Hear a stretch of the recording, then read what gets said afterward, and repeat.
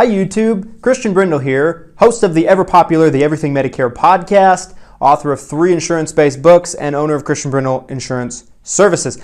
Today I'm here with another whiteboard Medicare-centric video for you today, and today we're going to talk about Medicare supplement rate increases. Medicare supplement rate increases, also known as the Medigap. So anybody that's been on Medicare and has been on a Medicare supplemental plan for any amount of time knows that typically you're going to experience yearly rate increases. Some of you who might have been on plans that have very minuscule rate increases. Some of you might have been on plans that have humongous rate increases. What determines the rate increases? What factors into how much they go up, when they go up, all this certain, mumbo jumbo? And how can you prevent having monster rate increases? In my opinion, I do believe that rate increases are inevitable when it comes to Medicare supplements. You can kind of expect any Medicare supplement company that you potentially could purchase to have yearly rate increases year in and year out, kind of like clockwork. But there are some things that are going to go into the equation in terms of rate increases moving forward. And today we're going to dive right into that with this video. So here's the first aspect that goes into Medicare supplement price increases. That would be age. Medicare supplement companies, the insurance companies, if you will, understand that in the healthcare system, as you continue to get older, statistically speaking, it's going to cost them more money to cover you on a long-term basis. They understand this. The insurance companies are not dumb. They spend hundreds of thousands, if not millions of dollars every year researching and looking at statistics and looking at studies, and they have entire departments to do this, to kind of factor in and see, okay, this is how much it should cover us to cover someone at the age of, let's say, 66 or 67 or 68 or 69 or 70. They understand that the older you get, statistically speaking, it's going to cost them more money to cover you than at a younger age. For the most part, that might not be this case for every single person. Some people might be, 35 and be more unhealthy and cost more to cover than someone that's age 50. But over the masses, if you have 100 people, usually if you have 100 younger people and 100 older people, the 100 younger people probably as a group are going to be healthier than the group of 100 older people. And the insurance companies understand this. So they raise the prices in essence to start out with due to age. As you get older, they understand it's going to cost them more to cover you than when you were younger. That's the first thing that goes into it, but there's multiple aspects that factor into Medicare supplement rate increases. Reason number 2 is the value of the dollar. The value of the dollar goes down each and every year due to inflation. It actually goes down every day a little bit. The insurance companies know this. They understand that as the value of the dollar goes down, the cost of medical care will continue to go up to kind of match in and to make sure that they can still continue to get the same amount of money that they were getting yesterday. As the government prints more money, the value of the dollar will continue to go down. And that's just basically what happened when we were taken off of the gold standard in the mid-1900s, if you will. This factors into everything in our daily life. There's a reason why a loaf of bread was more expensive today than it was 10 years ago. There's a reason why everything continues to go up in price, and that includes the cost of living and everything. Medical care is no different. The insurance companies know this, and due to inflation, the cost of the Medicare supplement will be factored in due to that as well. Last and not least, we have our community rate increase. Now, this is what you have more power over, and this is what you can actually control more than the age rate increase and the inflation rate increase. There's not a dang thing that you can do about either one of those two things. But with the community rate increase, you have some control.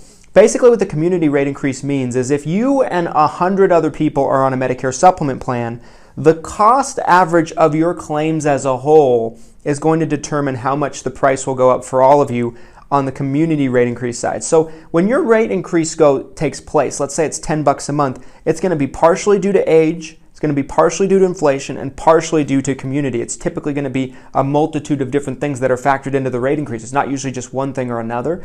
Most Medicare supplement companies will have one rate increase a year, but sometimes you can see 2 a year, and they can break it down into 2 different spikes.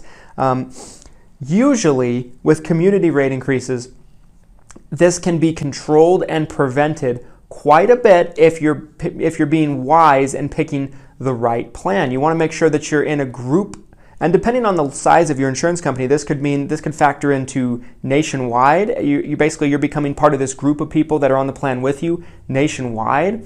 And it could potentially be, depending on the size of the insurance company, the area or state that you live in. You're in that group if the group's big enough. This is very, very important because you want to make sure that you are in the right group in terms of Medicare supplement price increases. What I mean by this, folks, is in essence, I'll give you an example. Let's say you're on a Medicare supplement plan with 10 people, 10 neighbors. Let's say 9 neighbors and you're the 10th person. Let's say that you are healthy as a horse. You never even use your Medicare supplement plan. You don't even go to the doctor one time.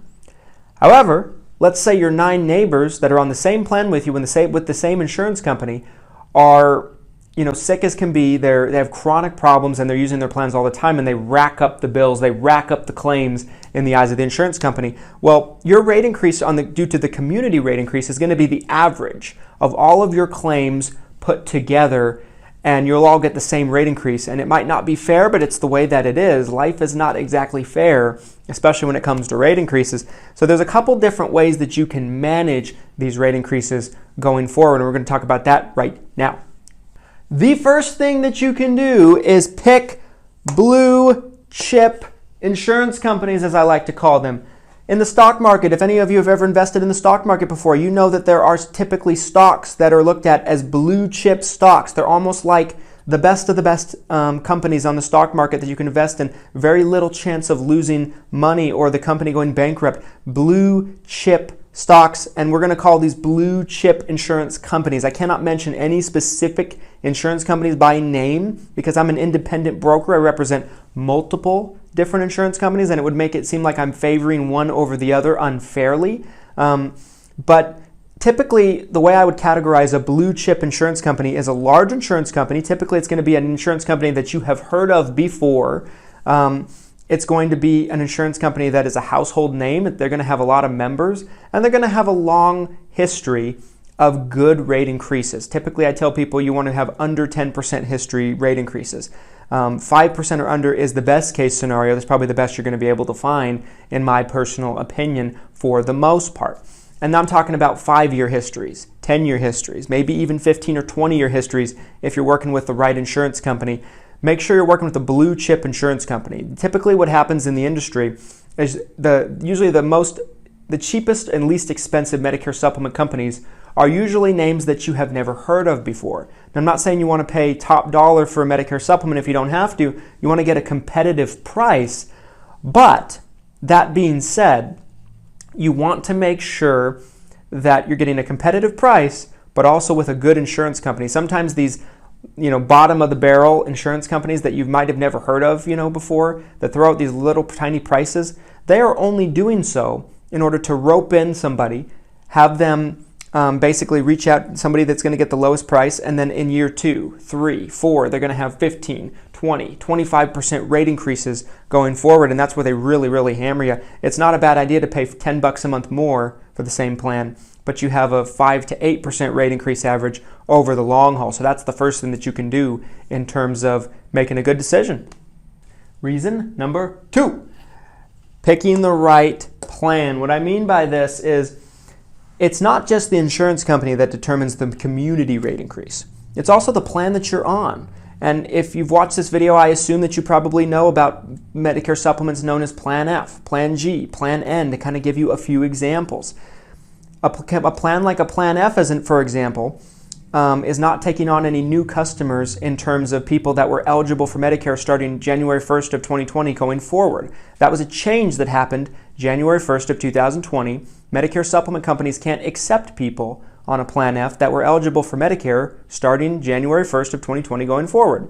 Now, if someone was eligible for Medicare before that, they could still sign up for a Plan F if they wanted to, but not too many people are because they've inflated in prices. Not to mention that they're not getting those younger people into the equation any longer for people turning 65. This means that typically, since the insurance companies aren't getting as much new money coming into the equation and flooding the amounts, the groups of people that they already have on their Plan Fs, the people that are already on the plans and in those groups of people are continuing to get older as time goes on.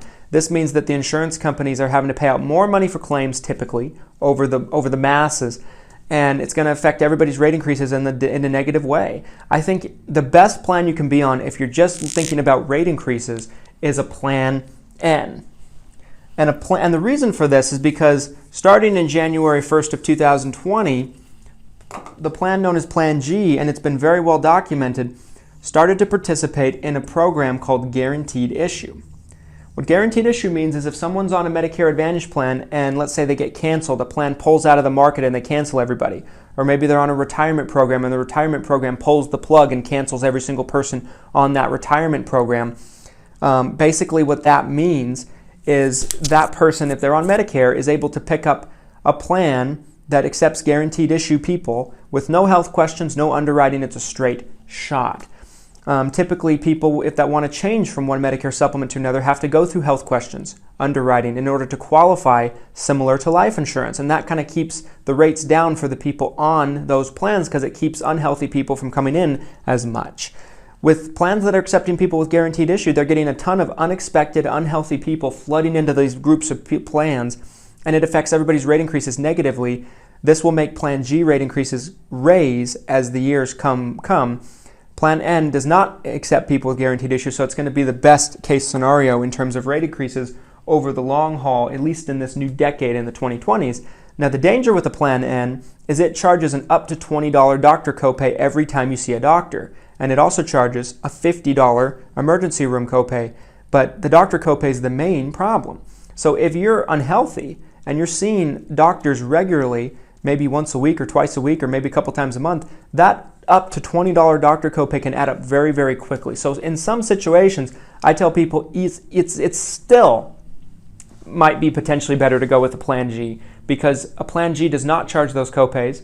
It charges just the $198 one time a year Medicare Part B deductible, and that's basically your max out of pocket. That's what you pay for the whole year in terms of medical out of pocket. The Plan N charges the same deductible, the $198, but it also charges those copays in addition to that. It's very, very easy to make up your difference in premium on a Plan N and be in the red very, very quickly. So it's not just rate increases that you need to think about in terms of picking a plan, but that is one thing that you can do and that you can control, picking a plan that's not going to have very high rate increases long term. Anyway, folks, I hope you enjoyed this video. As always, if you did, do me a favor, drop a like on the video, drop a comment down in the comment section what you'd like to see me talk about in future videos. If you're on Medicare, or you're about to be on Medicare, and you'd like to work with me and my organization, we work with people in 10 states. Those 10 states can be found in the description, but also, I'm going to tell them to you right here. They're going to be Utah, Idaho, Colorado, Oregon, Washington, Texas, California, Virginia, South Carolina, and Florida. Our office number is 801-255-5340, 801-255-5340. If you'd like a Medicare supplement plan that's going to be a blue chip company and have low rate increases going forward, I think we can help you. Thanks for watching. Subscribe for future videos and have a great day. Take care.